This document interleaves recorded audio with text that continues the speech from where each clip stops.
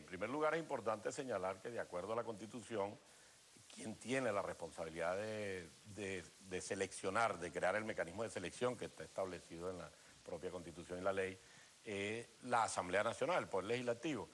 Entendemos que hay, si bien es cierto, hay 3 rectores que tienen vencido el periodo, también hay una realidad. Tenemos una realidad que es un proceso electoral que es el más complejo desde el punto de vista de los aspirantes, de la cantidad de cargos que están sometidos, 337 alcaldías, es decir, las 335 más las 2 alcaldías mayores, los concejales, porque no estamos hablando solo del número de cargos, sino del número de aspirantes.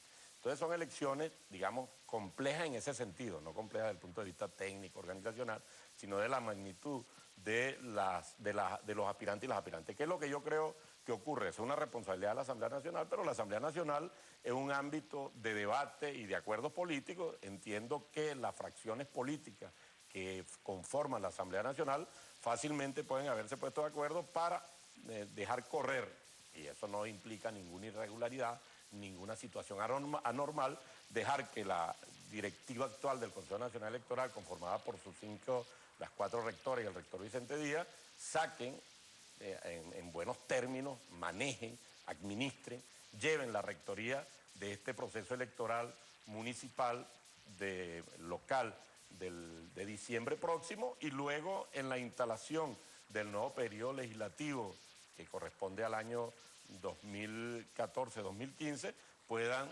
procesar esa situación. Eso, desde mi punto de vista, como ciudadano, como venezolano y como miembro del Consejo Nacional Electoral, no constituye ninguna irregularidad y es, repito, un procedimiento normal en el cual los actores políticos, la fuerza política, las fracciones parlamentarias que hacen vida en la Asamblea Nacional, fácilmente pueden haber dejado esa situación para que la directiva no generar, porque estaría sacando 3 rectores e incorporándolos en pleno proceso de unas elecciones. Claro, pero no hay un lapso que va a cumplirse en este caso. Se lo digo también porque el rector Vicente Díaz ha manifestado ya en varias oportunidades el deseo de salir del Consejo Nacional Electoral. Claro, legalmente, o sea, sabemos que el periodo vencía, según él lo dijo públicamente, entre abril y mayo pasado, pero, repito, no constituye ninguna situación irregular, ninguna situación anormal el hecho de que la Asamblea Nacional no se haya puesto todavía de acuerdo, porque también tienen que ponerse de acuerdo a crear la comisión, el comité de postulaciones,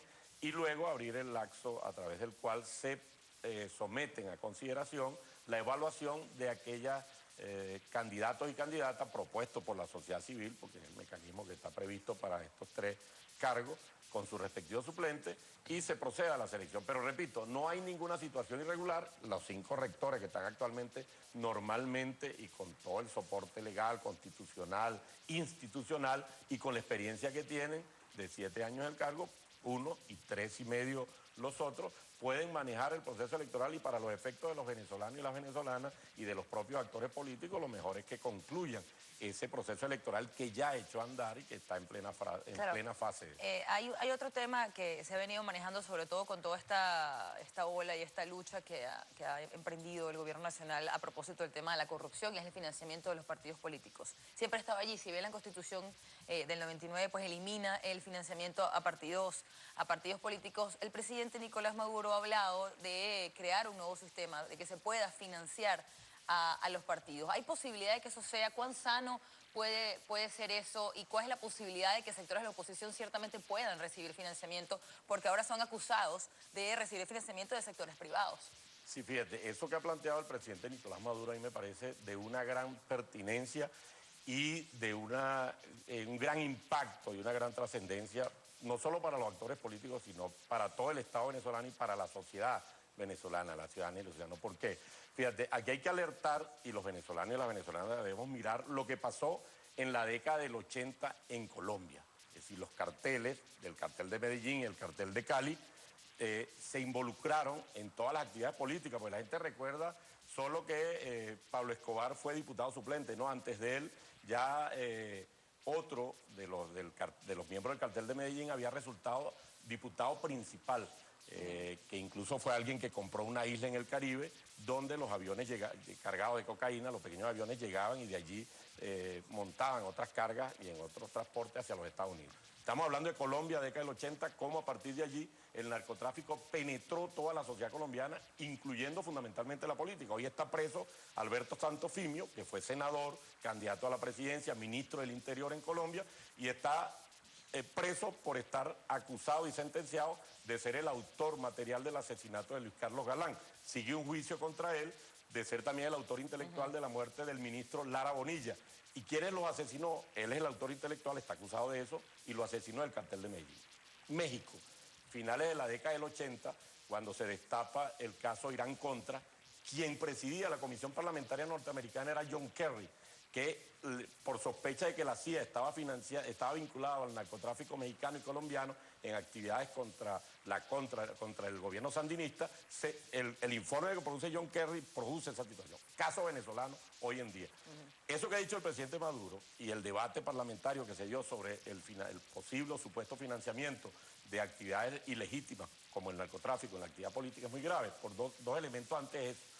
La actividad inmobiliaria en Venezuela debe llamar a la reflexión. No es posible que un apartamento que hace un año costaba 600.000 bolívares de repente cueste 1.500.000 o 2 millones. Un apartamento que costaba hace un año 1 millón de bolívares vale hoy 3 millones de bolívares. Estamos hablando de bolívares fuertes. Sí. Un vehículo que se le da al concesionario, la ensambladora se lo da al concesionario para que lo venda en 150.000 bolívares con ganancia para la concesionaria lo vende en 3.360.000, o una camioneta que se le da nueva al concesionario para que la venda 560.000 con ganancia, la vende en 1.300.000. ¿De qué estamos hablando?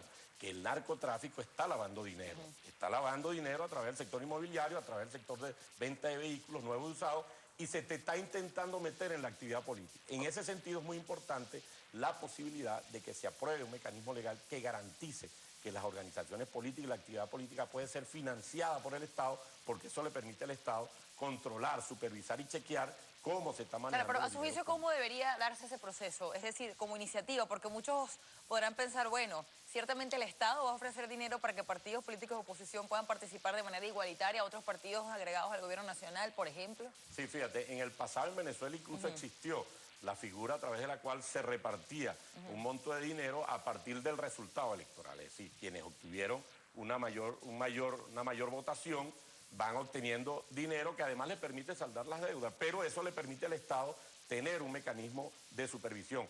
Tú también puedes, a la par de que el Estado financie eso, tener algún mecanismo de financiamiento privado, pero muy regulado, Así que no puede ser aportes abiertos, sin control, donde yo digo, no, alguien que venía pasando me dio 3 millones de bolívares para la campaña o 20 millones de bolívares. Sin no, duda, lo que digo es que, claro, pero sí es necesario que exista un mecanismo de financiamiento público y un control del Estado del financiamiento de los partidos políticos y de la actividad política para evitar, porque el narcotráfico es un mecanismo mundial que busca penetrar todos los mecanismos a través de los cuales va a financiar y lavar el dinero. Sin duda habrá que analizar.